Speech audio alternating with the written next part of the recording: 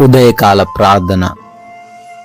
అత్యున్నతమైన సింహాసనము పైన ఆసీనుడువైన దేవా స్తోత్రాలు. మమ్మల్ని ప్రేమిస్తున్న కాపాడుతున్న ప్రభువా వందనాలు. నాయనా, గడిచిపోయినటువంటి రాత్రి అంతను కూడా కాపాడారు. ఈ ఉదయాన సజీవులుగా మా అందరినీ నిలవబెట్టుకున్నారు. నాయనా, మీ రోజున మేము సజీవులంగా ఉన్నాము అంటే అది కేవలం మీ కృప మాత్రమే తండ్రి.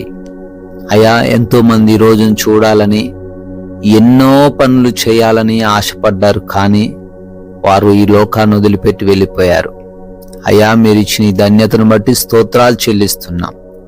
అయ్యా, ఈరోజు మీకు లోబడి మీ చిత్తమేమిటో గ్రహించి మీకు ఇష్టమైన పనులేంటో అవే చేయడానికి మా మనస్సును మీరు ప్రేరేపించండి తండ్రి.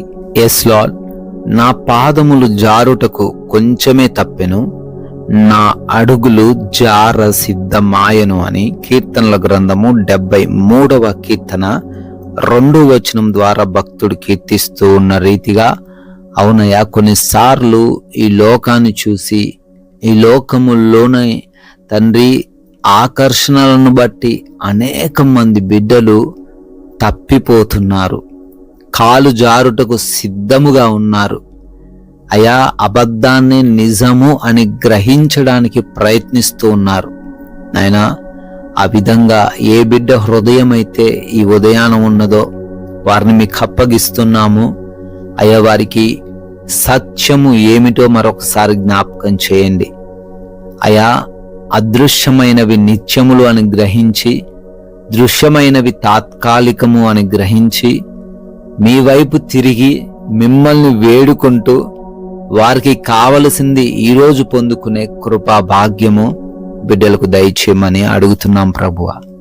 అయ్యా, ఈ ఉదయ కాలమున లేవగానే తమ యొక్క రోజును ఈ యొక్క ప్రార్థనతో ప్రారంభిస్తూ ఉండంగా వారందరిని బట్టి తండ్రి అడుగుతున్నాను.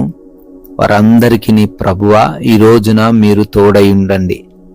దేనిని గురించి ఈరోజు వారు మీ సన్నిధిన మొర్రపెడుతూ ఉన్నప్పటికీ వాటన్నిటినీ బిడ్డలకు మీరే దయచేయండి తండ్రి. ప్రభువా, ప్రయాణాలను బట్టి అడుగుతున్నామయ్యా. మా వాహనాన్ని మీకు అప్పగిస్తున్నాం, మా మార్గాలను మీకు అప్పగిస్తున్నాం. క్షేమముగా సురక్షితముగా మా ప్రయాణాలు కొనసాగించబడే కృప దయచేయండి. ఏ దుష్టుడు, ఏ ప్రమాదము, ఏ అపాయము మా మార్గాలలో ఎదురవ్వకుండా కృప చూపించండి తండ్రి. అయా, అదే రీతిన పనులను కూడా దీవించండి. ఉద్యోగ, వ్యాపార, పరిచర్యలు అన్ని పనులను కూడా నూరంతలుగా ఫలింపజేయండి. కావలసిన బలము, సామర్థ్యము, శక్తితో వారందరినీ నింపండి. తలగానే వారు ఉండడానికి కృప చూపించండి తండ్రి. అదే రీతిన గృహములయందు ఒంటరిగా ఉంటున్న యవనులు, చిన్నబిడ్డలు, వృద్ధులు, గృహిణీలు మీ కాపుదలలో ప్రతి బిడ్డను కూడా భద్రపరచండి తండ్రి. అదే రీతిన నాయన హాస్పిటల్స్కి వెళుతూ ఉన్నారు,